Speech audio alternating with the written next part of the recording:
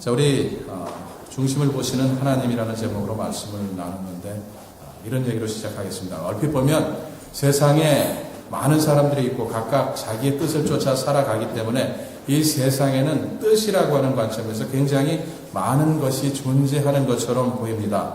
그렇지만 크게 보자면 단 두 가지밖에 없어요. 뭐냐면 하나님의 뜻과 하나님의 뜻이 아닌 것. 여기 보시는 것처럼 두 가지밖에 없어요. 크게 보자면. 또 이 세상을 살아가는 방법도 마찬가지입니다. 굉장히 수많은 방법들이 존재하는 것 같아요. 그죠? 니식 있고 내식 있고 우리식이 또 따로 있고 미국식 있고 한국식 있고 뭐 일식, 중식, 양식, 뭐 별식이 다 있죠.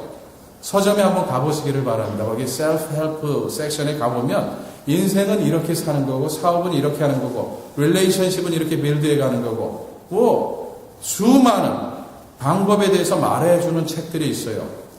그러나 그 수많은 방법이 있는 것처럼 보일지라도 우리가 크게 보자면 이 세상에는 딱 두 가지 방법밖에 없습니다. 하나님의 방법과 하나님의 방법이 아닌 것. 단 두 가지밖에 없다라고 하는 것. 자, 지금 제가 무슨 얘기를 드렸어요? 우리 뜻이라고 하는 관점에는 두 가지밖에 없다. 관점에서 보자면. 또 마찬가지로 방법이라는 관점에서 인생을 살아가는 것을 볼 때 두 가지 방법밖에 없다는 것. 하나님의 뜻과 그렇지 않은 것, 하나님의 방법과 그렇지 않은 것. 자, 이 둘을 조합하면 인생을 살아가는 방법은 과연 크게 보자면 몇 종류나 있겠습니까? 뭐 그렇게 많지 않아요. 굉장히 많이 있는 것 같지만 인생을 살아가는 방법은 네 가지밖에 없어요. 이 두 가지를 종합하면. 자, 그 첫 번째가 뭐냐면 하나님의 뜻이 아닌 것을 하나님의 방법이 아닌 것으로 살아가는 그런 길이 있습니다. 그 다음 거예요. 자, 이런 방법이 있죠. 그 다음에 어떤 방법이 있겠어요?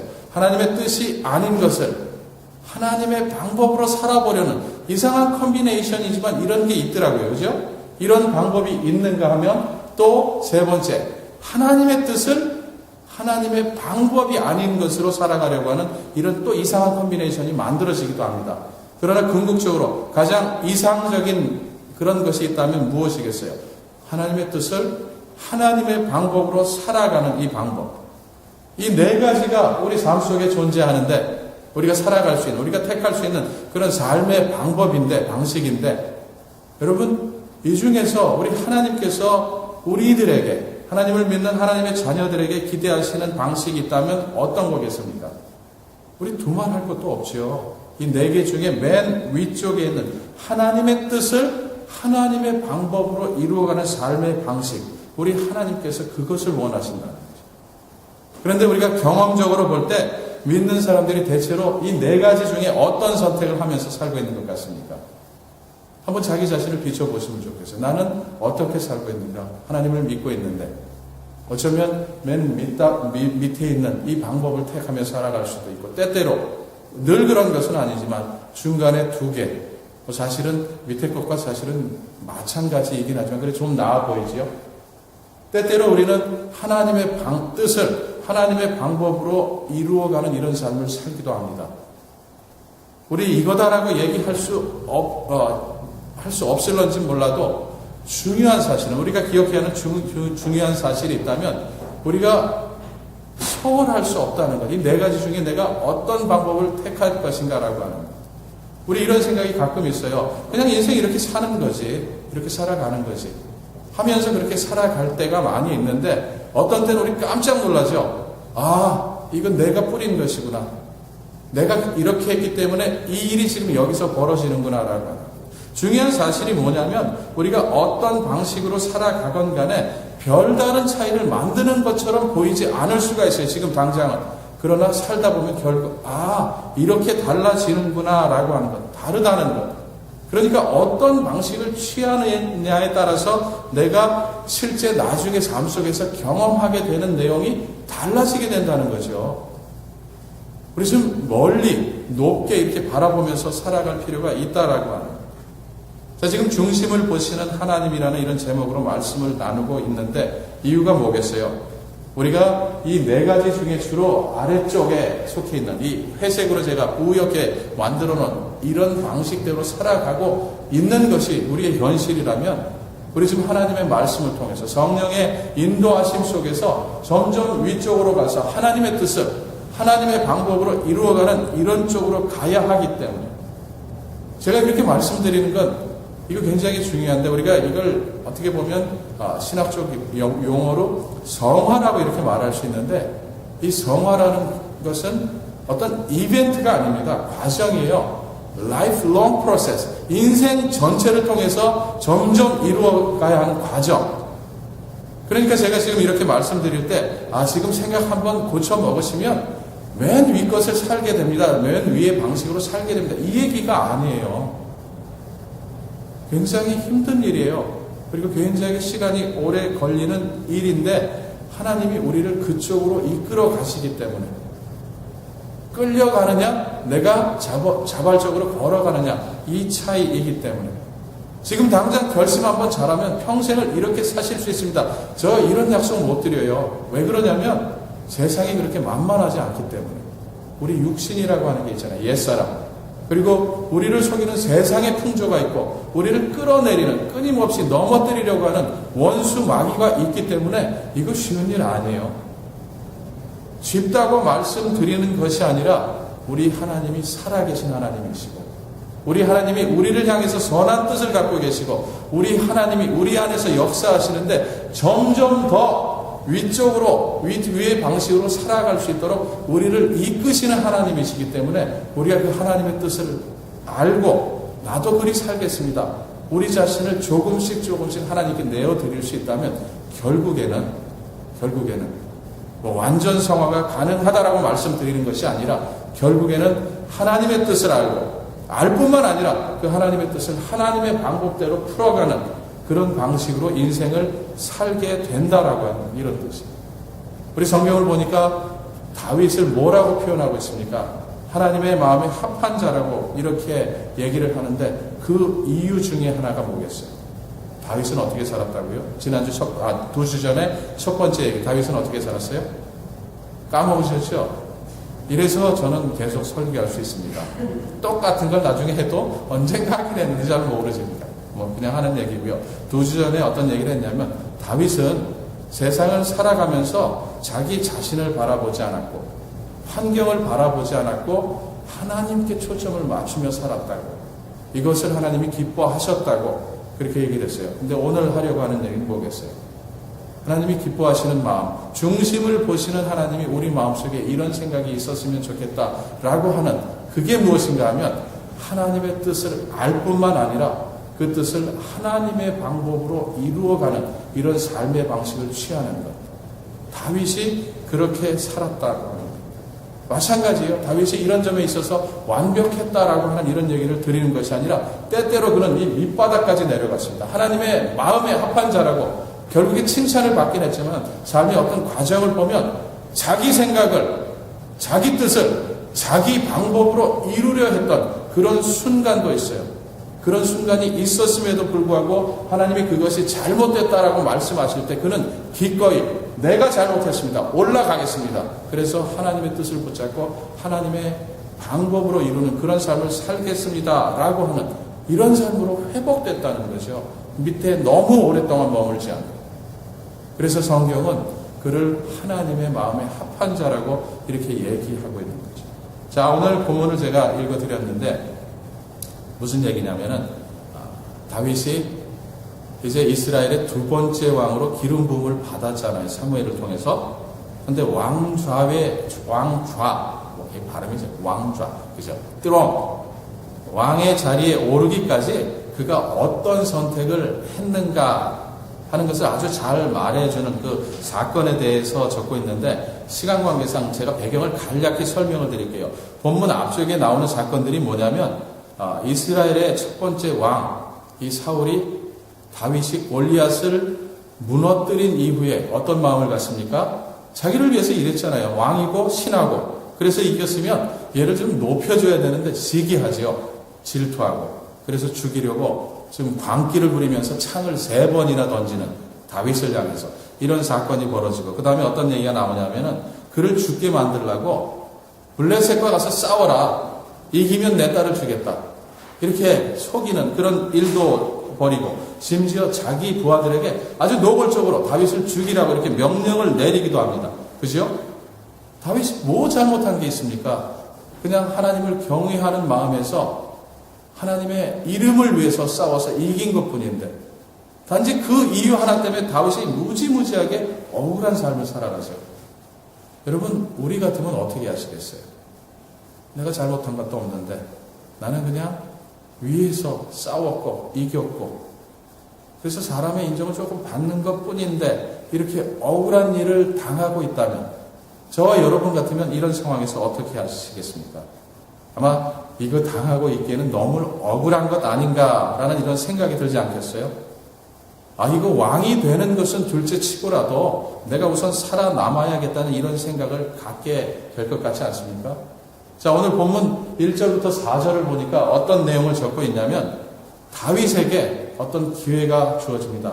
이렇게 억울함을 계속 겪고 있는 상황을 뒤집어 버릴 수 있는, 인생을 역전시킬 수 있는 아주 절호의 찬스가 생기는데, 한번 제가 읽어볼게요. 다윗이 블레셋 사람을 따르다가 돌아오며 혹이 그에게 구하여 가로되 보소서 다윗이 엔게디 황무지에 있더이다. 사울이 온 이스라엘에서 택한 사람 3,000을 거느리고 다윗과 그의 사람들을 찾으러 드렴소 바위로 갈새 길가 양의 우리에 이른즉 굴이 있는지라.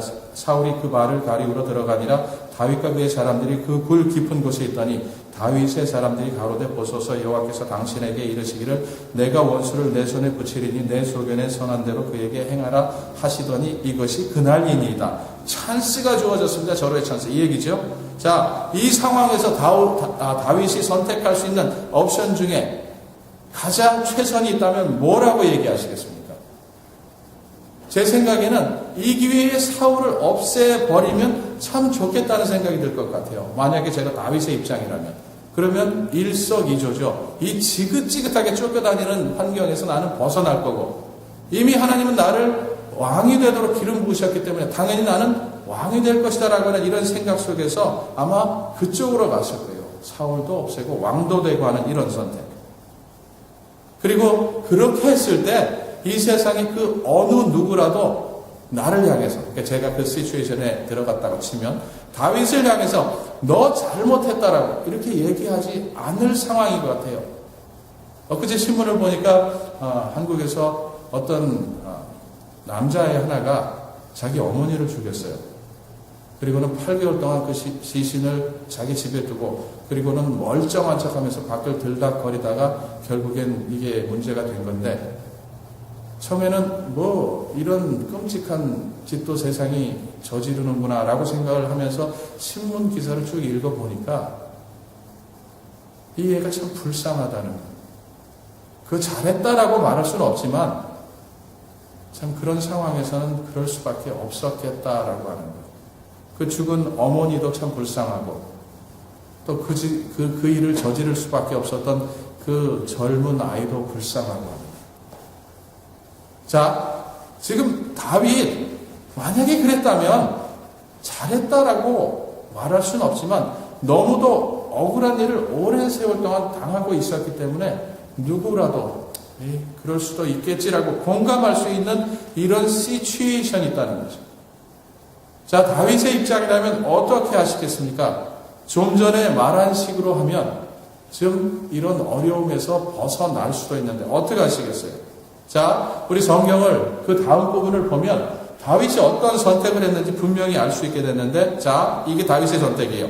전혀 다른 선택을 하죠. 다윗이 일어나서 사울의 겉 옷자락을 가만히 베니라, 몰래 옷자락을 뱉다라고 얘기를 하고 있고, 그 다음 부분을 계속해서 보게 되면 그런 선택을 하게 된 다윗의 마음속에 있었던 이유, 그것을 알게 됩니다. 자, 그리한 후에 사울의 옷자락 뱀을 인하여 다윗의 마음이 찔려 자기 사람들에게 이르되 내가 손을 들어 여호와의 기름 부음을 받은 내 주를 치는 것은 여호와의 금하시는 것이니 그는 여호와의 기름 부음을 받은 자가 됨이니라 하고, 다윗이 이 말로 자기 사람들을 금하여 사울을 해하지 못하게 하니라. 사울이 일어나 굴에서 나가 자기 길을 가니라. 이유가 뭡니까?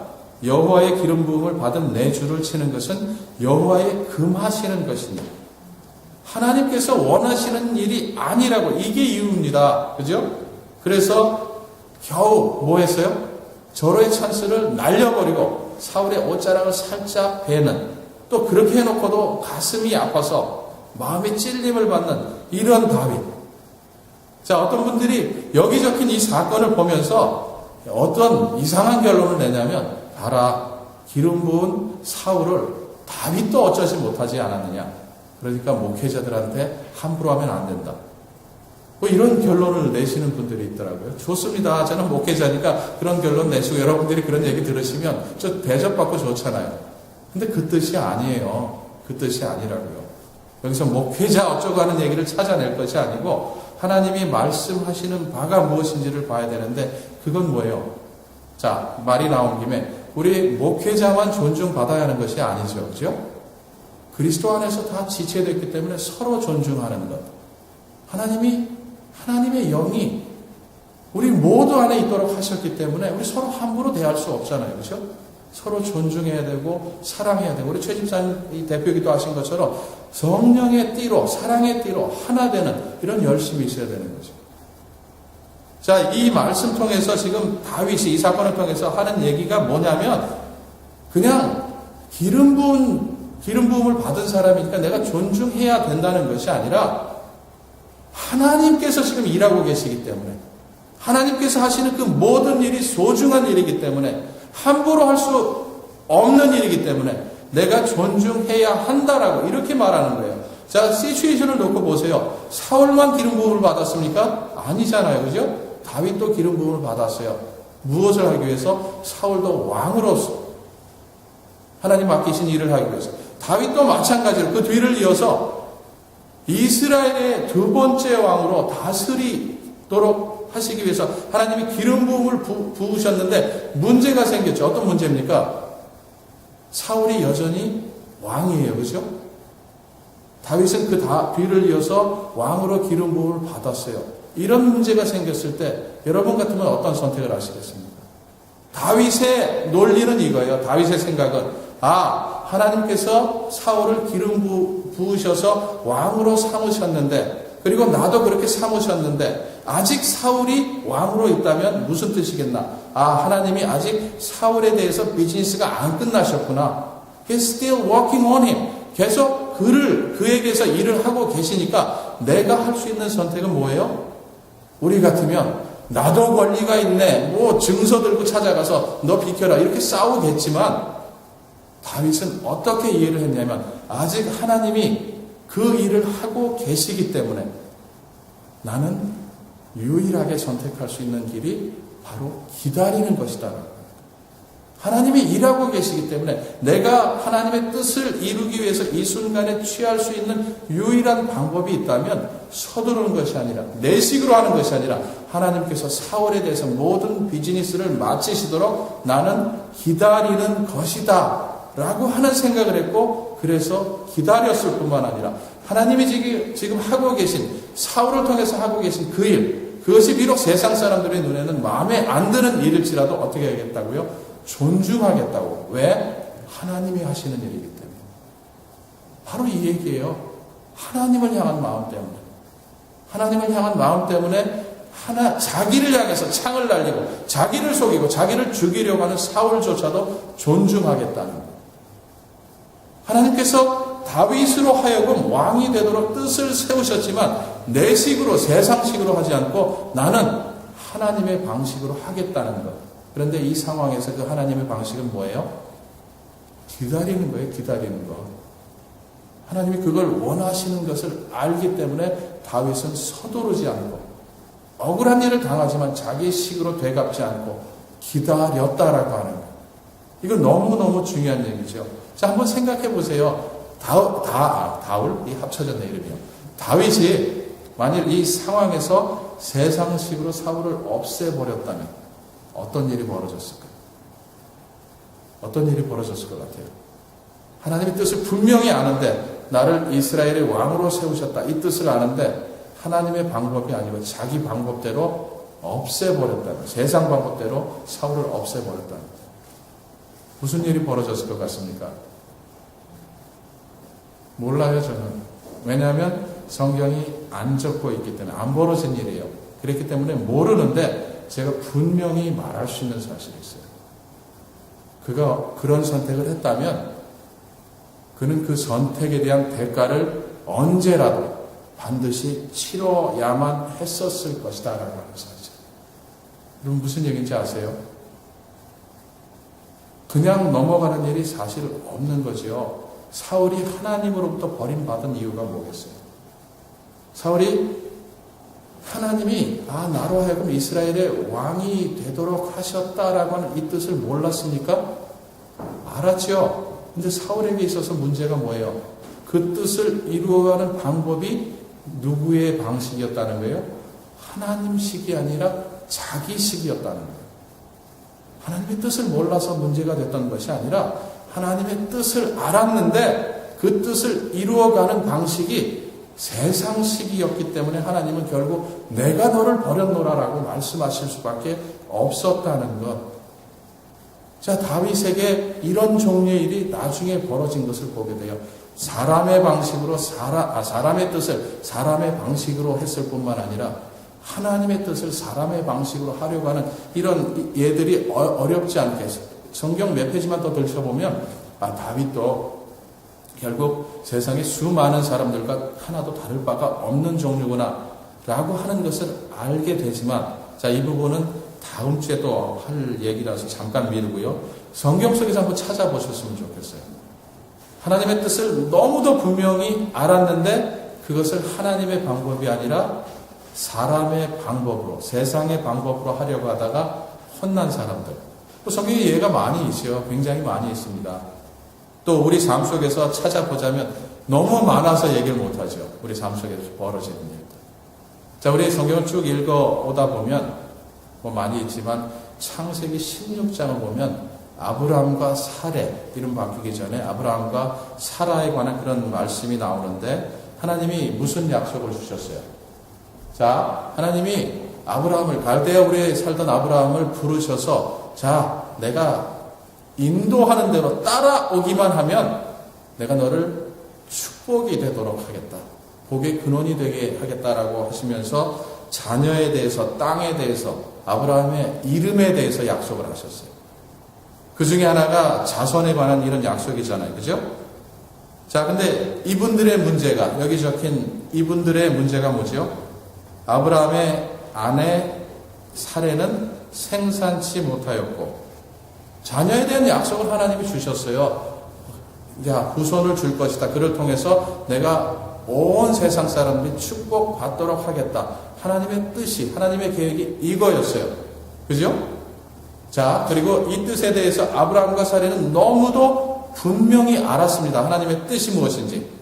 그런데 지금 문제가 뭐예요? 이 뜻이 안 이루어지고 있는 거예요, 아직. 자녀가 없다는 말이에요. 자, 시간은 흘러가고, 바이올로지컬 클락이라 틱틱틱 자꾸 늙어간다는 얘기죠. 시간이 흐를수록 그 일은 점점 불가능하게 느껴지고, 그래서 내린 결론이 뭐죠? 그냥 있으면 안 되겠다라고 하는 생각. 하나님의 뜻을 알리셨는데, 우리에게 알게 하셨는데, 하나님의 이 뜻을 이루기 위해서 우리가 무언가 해야 되는 것 아닌가라고 하는 생각을 했지요. 그래서 그걸 자기식으로 해결해야 되겠다는 결론에 이릅니다. 그에게 한 여종이 있으니 애굽 사람이요 이름은 하갈이라. 사레가 아브라함에게 이르되 여호와께서 나의 생산을 허락지 아니하셨으니 원컨대 나의 여종과 동침하라. 내가 혹 그로 말미암아 자녀를 얻을까 하노라 하며 아브라함이 사레의 말을 들으니라. 아브라함의 아내 사레가 그 여종 애굽 사람 하갈을 가져 그 남편 아브라함에게 첩으로 준 때는 아브라함이 가나안 땅에 거한 지 10년 후이었더라. 자, 한번 2절을 잘 보셨으면 좋겠어요. 이런 선택을 할 때 사레의 마음속에는 도대체 무슨 생각이 있었던 것일까? 성경이 이렇게 적고 있는데 여호와께서 나의 생산을 허락지 아니하셨으니 무슨 뜻이 담겨져 있어요? 무슨 마음인 것 같아요? 원망이죠, 원망. 우리 지난주 생각했던 것처럼 why? 하나님 왜 나를 이렇게 만드셨습니까? 남들처럼 애 잘 낳고 살게 안 두시고 왜? 이런 왜를 물으면서 아마 살았던 것 같아요. 원망이 담겨져 있고 동시에 이 표현 속에는 핑계 내지는 합리화하는 이런 생각이 담겨져 있는 것 같아요. 내가 왜 지금 이런 선택을 할 수밖에 없는지, 하나님의 뜻을 분명히 아는데 내가 왜 이런 선택을 할 수밖에 없는지, 왜 하갈을 아브라함에게, 남편 아브라함에게 주어서 그 여자를 통해서 후손이 생겨나도록 할 수밖에 없는지, 세상 사람들이 다 이렇게 하고 있는데 결국 하나님이 우리에게 원하시는 게 이런 것이 아닌가라고 하는 거예요. 이런 합리화가 마음속에 이루어졌기 때문에 지금 하나님을 향해서 손가락질하는, 여호와께서 나의 생사를 허락지 아니하셨으니 나는 이 선택할 수밖에 없다는 거죠. 자, 그 다음에 어떤 일이 벌어집니까? 이런 사례의 생각에 아브라함이, 믿음의 조상이라고 우리가 부르는 이 아브라함이 어떤 반응을 보여요? 아브라함이 누구의 말을 들으니라? 사례의 말을 들으니라. 누구의 말을요? 사례의 말을. 이제까지 누구 말을 들으면서 왔습니까? 비록 중간중간 실패했을지라도 아브라함은 자, 내가 말하는 대로 해라 라고 하는 이 훈련을 지금 받아가는 중이에요. 하나님의 말을 들어왔는데 지금은 누구의 말을 듣고 있다고 성경에 적고 있어요? 아브라함이 사례의 말을 들으니라 라고 하는 거예요. 여기서 문제가 생긴 거죠. 자, 어떤 일부 남자분들은 여자들이